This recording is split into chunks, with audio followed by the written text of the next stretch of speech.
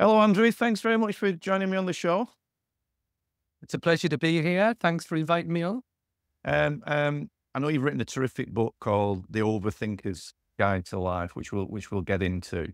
But before we sort of get into the nuts and bolts of overthinking, Andrew, maybe you could just paint a bit of a sort of potted history of your life. I know you've had a very interesting life up to this point that's gone in various directions, including stand-up comedy, which I'm fascinated about. But maybe you could just fill in a few details for everybody listening. Yeah, unconventional, I would call my career. So I grew up in the northeast of England, Hartlepool. Didn't really know what I wanted to do with my life. Ended up doing a degree in health at university because I was really interested in psychology. And then afterwards, I kind of avoided the usual corporate, like graduate careers. Got a job teaching the English as a foreign language. And then from there, was offered a chance to work in America teaching overseas students. And from there, kind of got into my love of screenwriting and script writing. And that led to me moving to LA, trying to become a scriptwriter for 4 years, working on sort of low-level documentaries, like Channel 5 style documentaries, like The Right. Search for Nazi Gold. The reason I'm telling you that very small snapshot is courage. It took bravery to Yeah, take some of those steps, not bad. and kind of just a desire, an implicit instinct to kind of just follow where my heart led rather than like where my mind was saying, you must get on the NHS graduate scheme or whatever. Yeah. Like, Something steady. something like my mother was obviously going crazy, Yeah. but there was, and I think that's a through line for me, sort of just trusting that like instinct a bit. And there's other times when it's totally my overthinking mind has derailed me and I've been caught in that place of anxiety. But that's the sort of general gist. I ended up coming back to England. I spent a lot of years as an advertising creative. So that's where I sort of there's an element of performing under pressure in that job because it's on you to come up with the ideas. You have to go and present them in front of these clients. Mm. The client often, don't hold back in their criticism. So you kind of have to develop a bit of a thick skin, but you've got to sort of keep trusting your creative ability as well. Those two, the combination of that creative thing and the writing thing, and the fact that lots of my mates were actors, weirdly led me to the stand-up comedy path, which was I can kind of like write some funny stuff. Have I got the ability to stand on a stage and like say this out loud in front of a group of people? And that was definitely the most terrifying / exhilarating thing I've ever done. And where did, I mean, I can imagine the thread, but where did the sort of questioning about overthinking start to sort of resonate with you? Where did all that begin? Um, Definitely in my upbringing. I think my mother's a fairly anxious person. I'm kind of a heady, intellectual sort of person. My parents split up when I was about 16. I think that caused a lot of anxiety and also brought in those, what should I do with my life kind of questions, which I started thinking about a lot. So I think it's those two things in combination. The idea that I was quite good at school, therefore I was rewarded for thinking, like getting Yes. A grades. So therefore that should be the solution to life, right? That thinking. Think about it.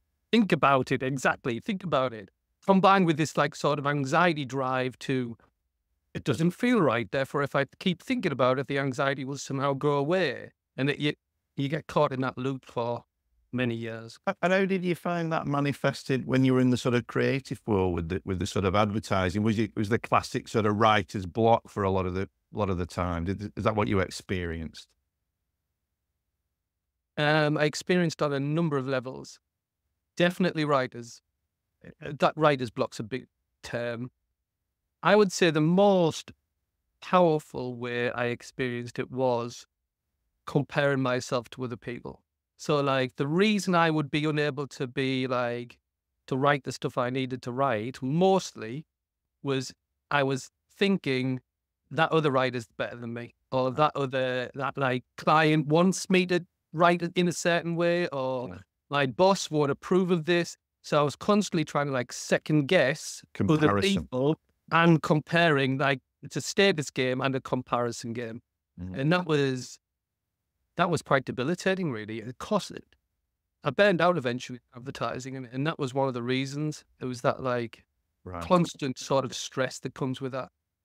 And did you sort of leave that corporate world and then go straight into coaching, or was there a sort of pathway to coaching and the writing of the book? Um, there was a burnout in my mid-40s. There was a period of reflection where I sort of went back to my, what do I really enjoy? So psychology was something I'd already really enjoyed. I toyed with the idea of becoming a psychotherapist because I'd had psychotherapy for a bit. And it was, how can I weave this creative side with the psychology stuff together? So I freelanced for a bit as a creative, and then I gradually moved into sort of coaching and leadership development. And then eventually, about 5 years later, the creativity bit and the coaching thing and the psychology thing all came together in the book.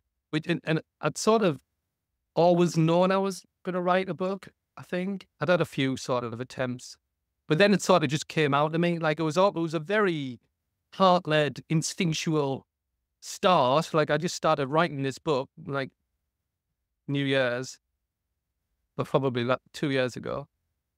And yeah, I wrote a lot of it in 3 months. And then I started, the editing process started to kick in, and I started to sort of think about things like, what's the best structure for this book? But it came from the heart, basically, which is, So you were doing something you were genuinely interested in, and then did you find? It sounds like you did. But did a lot of the writing just, you sit down and a lot of writing just emerged and things came out as a result of that? yeah. I mean, that's the beauty of it. It's like when the words appear on the page, that's the first time you're seeing them. That's what you mean by the word emerge, I think. And it was like that. It emerged, yeah.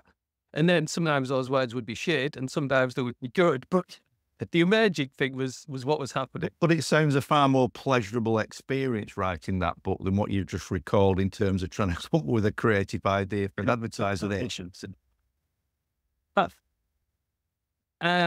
Oh my God. Yeah. I mean, that's what I have quite a few mates who still work in advertising. And they say to me, "Oh my God, your writing's got so much better since you are now not in that job." And it's easier and more authentic and therefore better, so to speak. It's better, yeah. But I think there's so many parallels which we can explore. There's so many parallels in lots of different areas, isn't there? Whether it's playing sport, whether it's coaching, whether it's advertising, writing. It's just trusting that something will emerge from the right, if the intention is right, as opposed to intellectualizing everything to death. And obviously, people who listen to this podcast are primarily into the sport.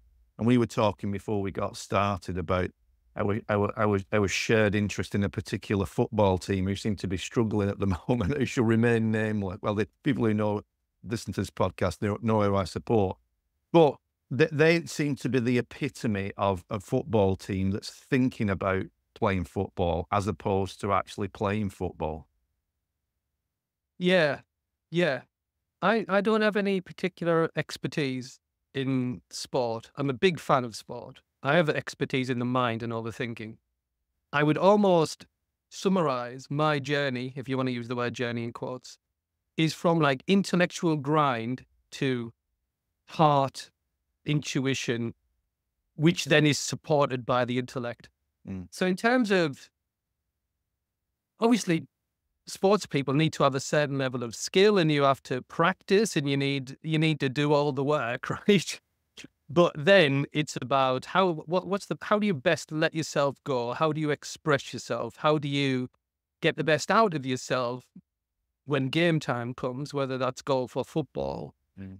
And you don't need to be intellectualizing the game before you play the game. The time to do that is previous.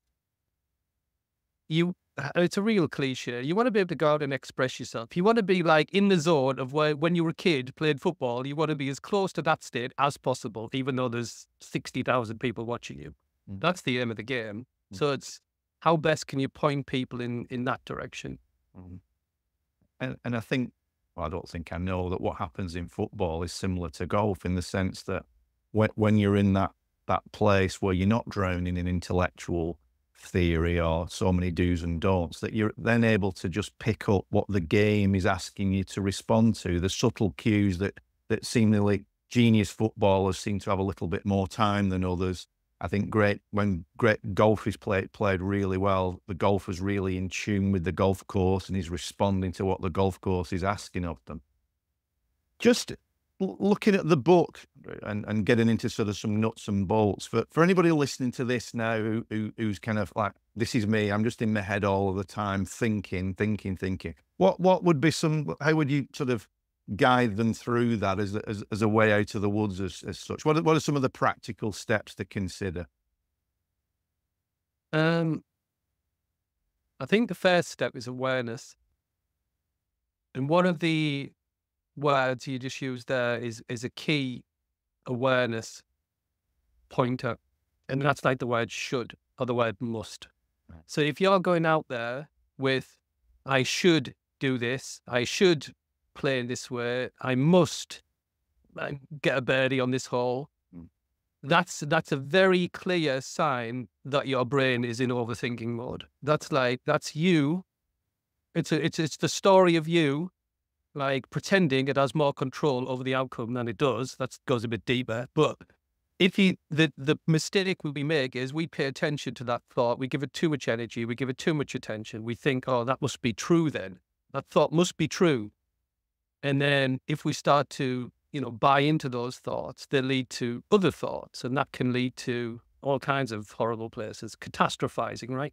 What if I don't make this shot? What if I don't show up in the first 20 minutes? What if the wind changes? Like the problem with sport is it's too complex for the intellectual mind to understand really. So it's like, there is logic and rational thinking, sure, that you can apply, but like in the middle of the game, the thing's too complex. Yeah. And there's a deeper intelligence within you that gets that complexity better than your rational mind ever could, or thinking mind. And that's what you want to be tuning into. Yeah. There's this desire to control so much. We're trying to control something that can't really be controlled. There's so many factors go into any individual golf shot, a club swinging at, 100 miles an hour plus and a slight degree left or right, and the ball's going to miss the fairway by a long way. But we fall into that trap of trying to control all of that with the intellect. Is it a deeper level with this? Is it a willingness to accept the variety of outcomes? Is that one of the sort of foundational factors with this?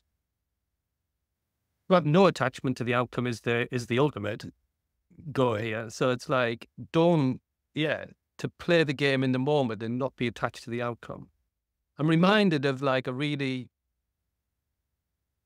this golfers do this, right?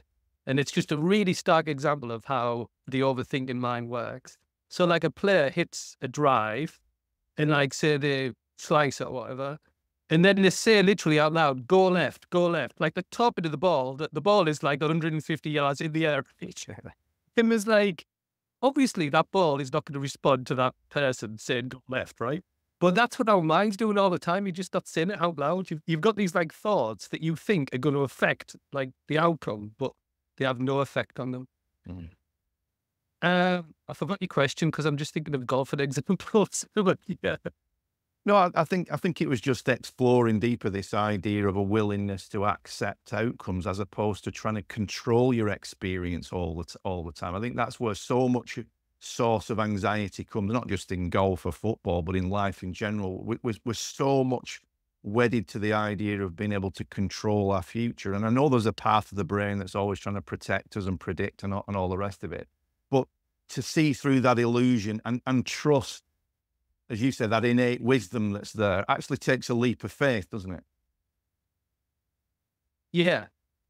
it takes a leap of faith from the current ways in which we're taught to see the world in our society right now. Right. So the story, like overthinking, you're either thinking about something in the future, which is usually anxiety related, like what you want to happen. So that's a control thing, right? I hope I get this outcome.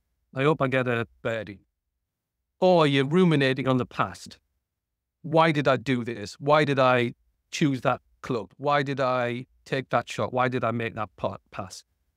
That like story is basically overthinking. So your mind's a super powerful tool, and it's got that like imaginative capacity for a reason. You know, it allows us to plan and strategize about the future. It allows us to learn from our mistakes. So you look into the past, old school, caveman.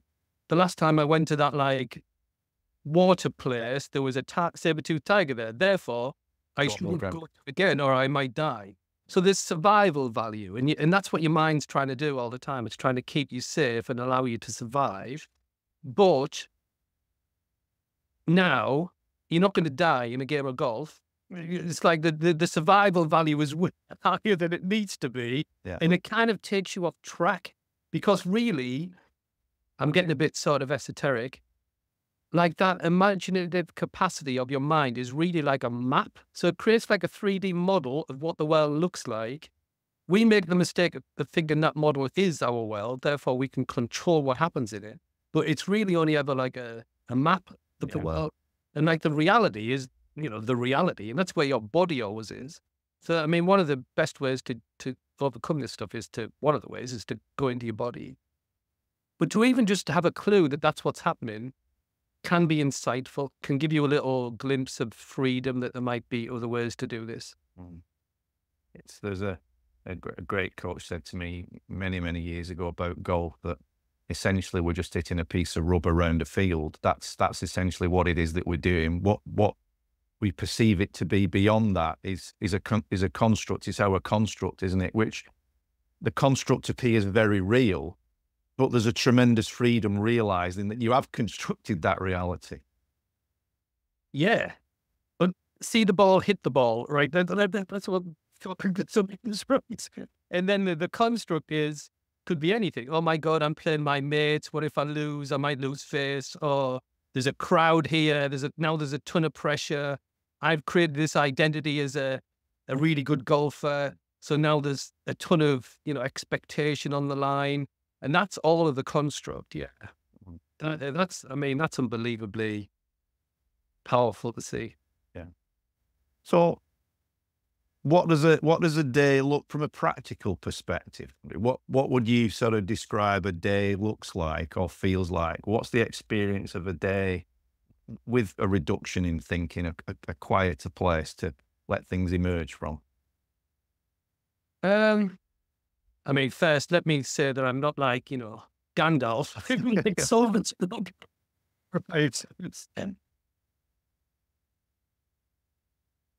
I'm doing it now. You kind of like drop in to a place of more like grounded presence where my mind goes quiet, like my attention widens. So like I'm suddenly aware of like, I'm in the garden in the office. There's a tree outside. I can see the shelves. I can see you on the screen. But whereas before I was kind of more zoomed in, focusing on you, like now it's wider. Yeah. You have like more of an expansive version of the world, so to speak. There's more ability to listen to other people. So like I'm not gonna be losing it with my daughter when she's forgotten her homework as much as I would if I was caught up in my own mind. I've got more patience. I can see the reality of where she is better, and I can be more patient and listen. There's more, there's more appreciation of life, right? There's more like I can appreciate beauty more. There's more joy. It just seems easier. Like life just seems easier when you're in that place. And more that becomes a place I can go back to. Like it's almost like a habit change. Like I've let habitually somehow can now do this. And I still get caught up in overthinking, especially, around certain situations. But I come back to like the sort of more grounded place more easily. So it becomes like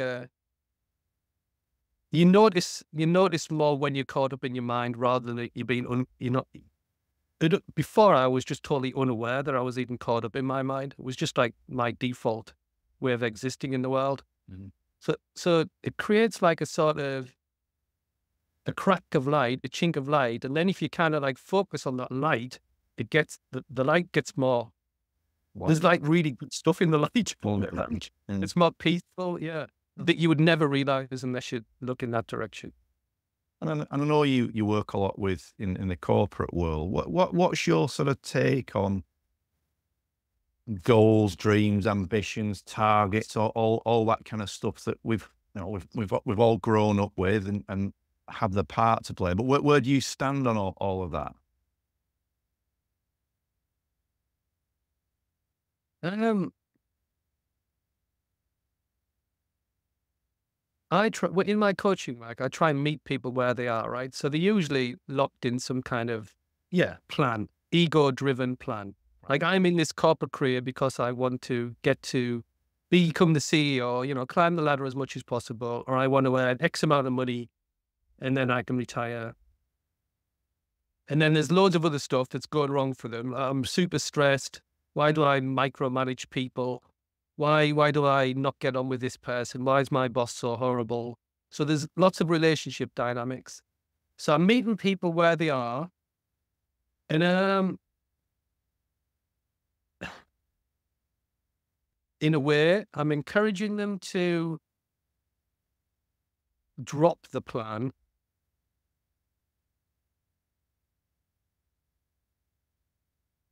What am I doing, really? I'm sort of helping them use their imagination better to imagine a future that would be better than their present. But in my mind and heart, I'm not wedded to the outcome of that imagination.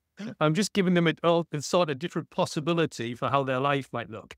And then really I'm working with them to take away the filters and the obstacles and the blind spots that's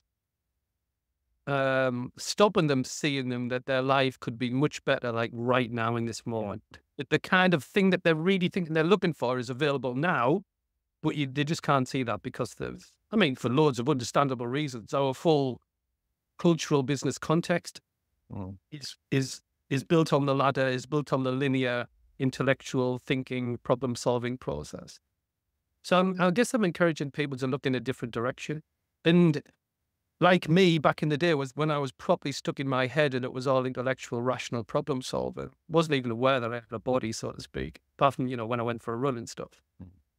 There's that like invitation to drop back into the body or become aware of the awareness, so to speak, that the bigger thing, the thing that's not your thoughts, which people call awareness or presence or Yeah. And I kind of walk slowly down that path with people. Some people are well up for it immediately, and others are just like, "What are you talking about?"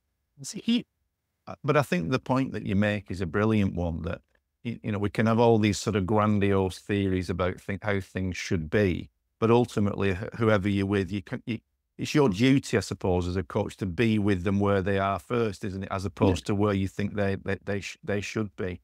But I think what resonates with what you're saying there, Andrew, is that a belief that I have, and people have heard me say this many times, that ultimately this illusion of I'll be happy when I win the golf tournament, I'll be happy when I get picked for the team, I'll be happy, fill in a million different blanks.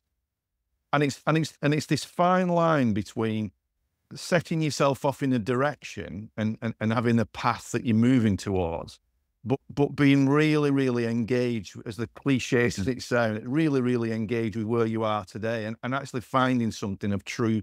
I must say it every week to golfers. You don't have to wait to be happy. You don't have to wait till all this stuff you think you want has happened. You can be absorbed in your practice today or your game today. 1,000,000%, to use a horrible phrase. Yeah. That's an interesting one, actually. Where did 100% ever go above 100? Big excitement comes.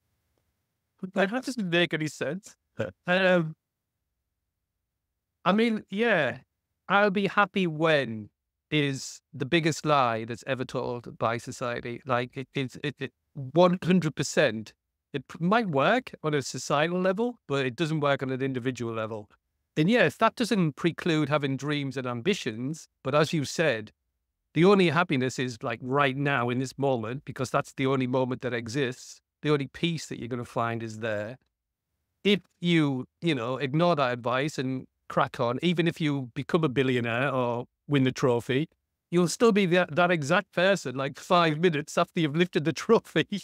You'll still be back into the striving place. That won't suddenly like disappear. So what's that all about? It doesn't end the dissatisfaction, no matter what external achievement happens. So that's a kind of big pointer. I thought of the phrase like in order to. So that's I'll be happy when. You could ask people like in order to. So I'm working in order to reach retirement so I can spend more time on the golf course. So it's like what that in order to was a really key sort of misstep, if you know what I mean. But it's always like the in order to already exists now. You already have the peace of mind. You already have the happiness. So you don't need that in order to. But that's what our mind naturally thinks, that we have to create one of those things. Yeah, I think that idea for a lot of people of I'll get to a point where I can retire and play golf every day. Then they end up playing golf every day, and that's torture. So, Yeah. that illusion was shattered.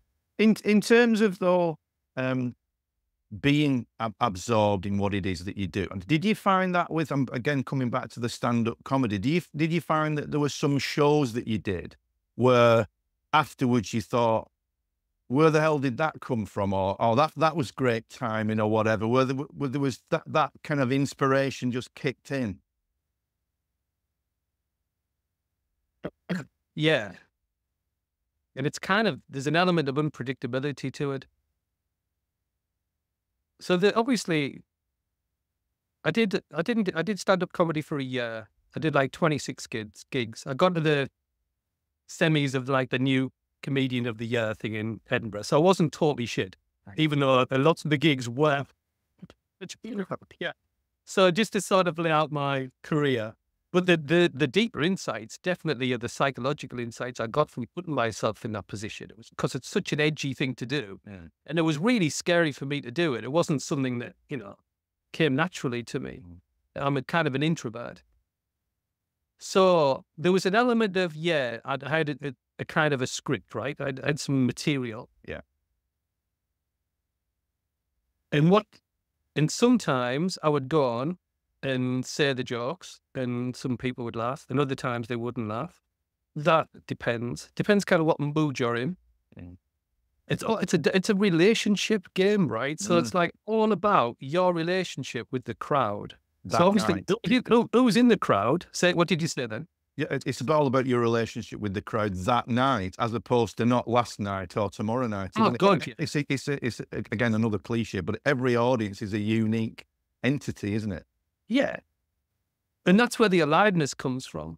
So, like the joy is performing in front of that crowd that night in that environment, and when I sort of dropped into that moment, there was almost like I would say like I wasn't even there on some level. Like you perform at your best when you're not there. Like there was no story of Andrew going, I'm going to tell this joke next. Yep. Oh, that was shit. Like the words were just coming out of my mouth. They were either resonating with the crowd or they weren't. If it's going well, obviously they're laughing and you're feeding off that energy. And it just becomes almost to the point where you feel like invincible. It's like, and that's what people do it for, right? It's like, oh my God, I could say anything here now and they're just going to laugh. But you get that sense. And it just becomes, because you're in flow with each other, and then you come off, I came off, and you go, oh God, that was amazing. This is why loads of people take drugs, right? Because they want that high again. Yeah. Like, I can't recreate that, God. But what I did, if it went well, I was like, yeah, I'll have a couple of pints and the laugh will be made. So then I was like, oh, so how can I recreate that again, like tomorrow night? What went well, what went badly? And there is some value a bit in doing like, if a joke obviously didn't work, but the next night there's a totally different set of people. Like, God, like I did one gig, loads of firemen from Liverpool on a stag do, just like Tough crowd, right? That's a high tariff dive, that, isn't it? That's a high terrace stuff, yeah. And I like belly flopped all the way down. And I just didn't have the skill. Like I didn't have the sort of banter, heckling, comeback skills. So it was just like properly humiliating, really. I got through it. But after I came off in the taxi home, I was like, oh my God, that was a nightmare. I can never do this again. I can't leave the house. Like, what will my mates think? All that massive overthinking, like catastrophizing story. And then another time it would just be like surfing. Like I was a really good surfer. And it was, you catch the wave of the crowd. So that's the joy of that kind of performance. It's not knowing what's going to happen. And that's just such a fantastic point that comes back to golf or football or cricket or whatever, is that what you're talking about there is being adaptable, isn't it? The skill of adaptability. But do you think that it's the over intellectualization and the over planning that actually curbs our adaptability? Yeah. But yeah.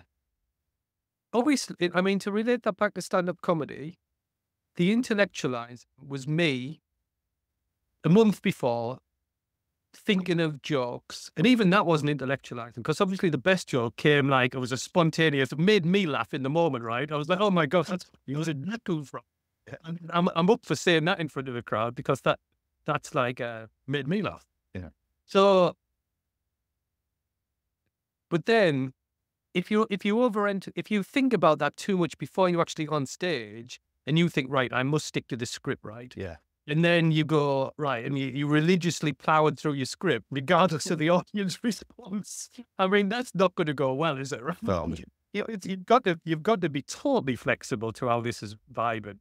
Yeah. But that's the joy of the game. Like whether you're playing a game of business or sport or stand-up comedy, like putting yourself in that arena and like seeing how you can respond in that moment is like there's an aliveness to it. And that's where the quality comes from, the aliveness.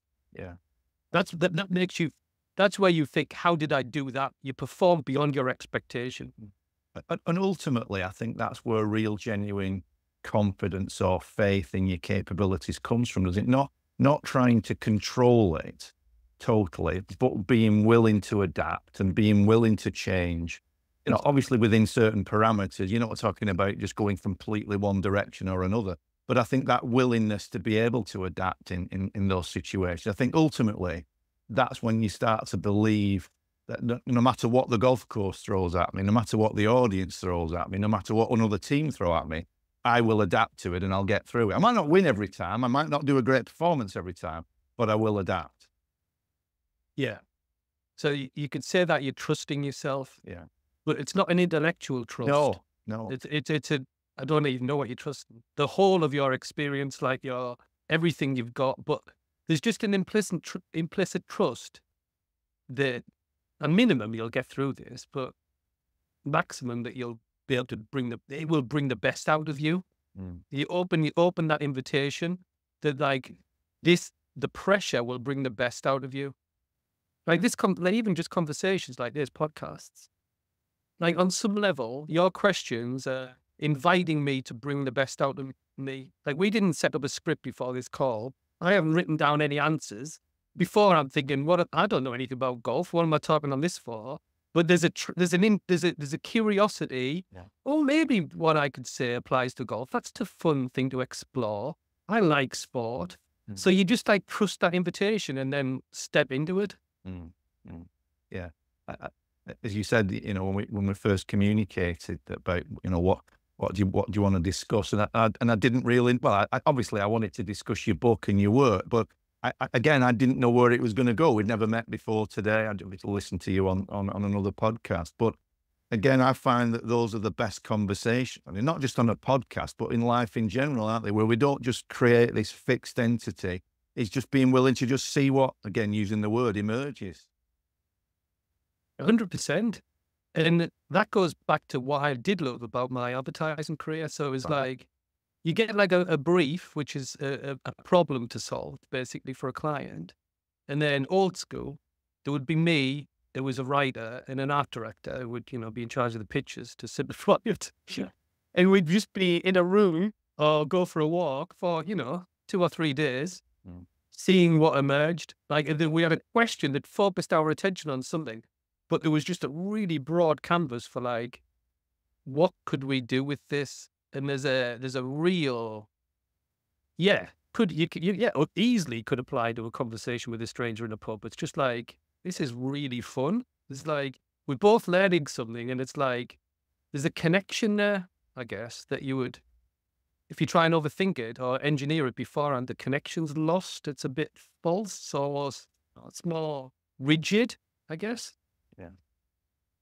And we've talked all the way through about not over prescribing something and not having a formula, but I kind of always towards the end of a conversation ask somebody to sort of summarize what would you want to leave people with? And I know we've probably touched it and we've been beating on a similar drum for a while, but what would your kind of summary thoughts be? Definitely people get the book, obviously, but for somebody who, and I think there'd be a lot of people instinctively, myself included, who listen to a lot of podcasts, who want to seek out information, but we inadvertently do fall into that trap of overthinking and over-intellectualizing.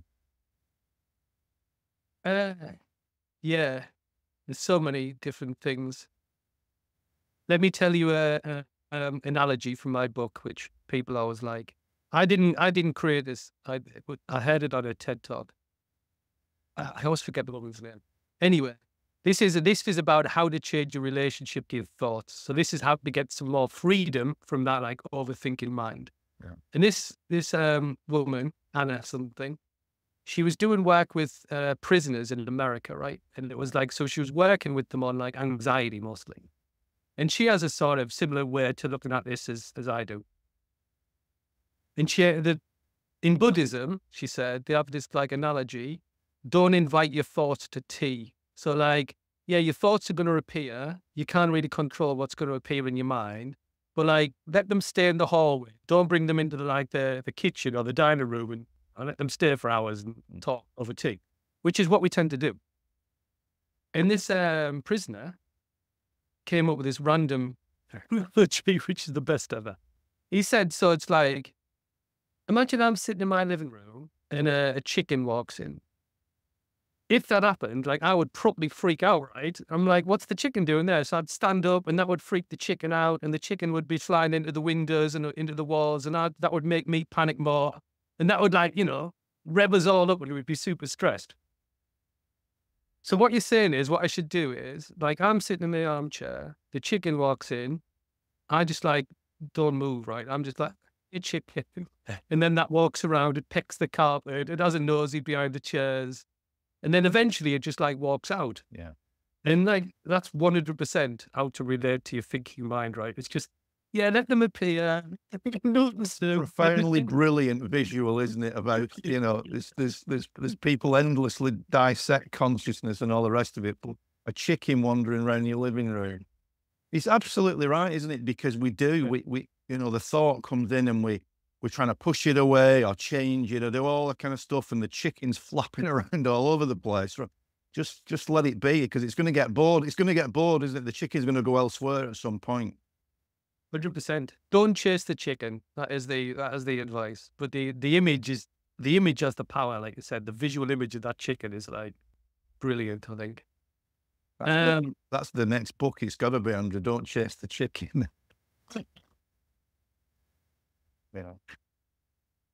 I mean, if you want another one that's more practical, yeah, I like the insight that energy follows your attention. So most of the time when you're overthinking, like your energy's in your head, right? Your attention and your energy's in your head. Yeah. There's loads of different ways you can play with this.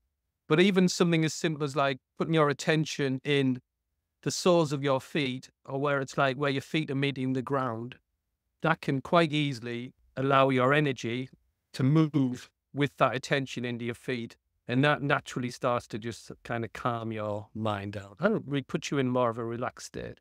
I mean, that's pretty, I would call that like an introductory idea. If you're not brilliant, it's a brilliant one, and it's so relatable to golf, because that's something that I've used a lot. Because obviously a lot of the time, or most of the time when you play golf, you're not playing golf. You hit a shot and you have to walk 300 yards. Well, hopefully you have to walk 300 yards before you hit the next one, or whatever. But a lot of golfers don't look at that time, and they don't realize how much time they actually spend in the head in between shots. Now, if you pay attention to the feeling of your feet as you're walking in between shots, that's a wonderful way of just, as you say, just getting out of that crazy analytical mind. Definitely. And then you just like obviously you're playing the game and you're thinking about it, but you're enjoying the course as well, right? You're enjoying the surroundings. You might have a laugh with your mate a bit more because you're not constantly going, how am I doing? What's the next shot? Yeah. Yeah. Andrew, that's been great. Thoroughly enjoyed that conversation. As I said, we didn't know at the beginning where it was going to meander, but we touched in a few different areas, including stand-up comedy, chickens in the living room, and all the rest of it. Well, just let people know about the book, and then if they want to get in touch with you on a coaching perspective, where do they find you? The simplest thing, I have a website called overthinkers.co.uk. So you can buy the book there. You can contact me about coaching. So it's just andrew@overthinkers.co.uk is my email. And the website's just overthinkers.co.uk. Great. Thanks ever so much, Andrew. I really thoroughly enjoyed that. Oh, thanks, mate. It was a total pleasure.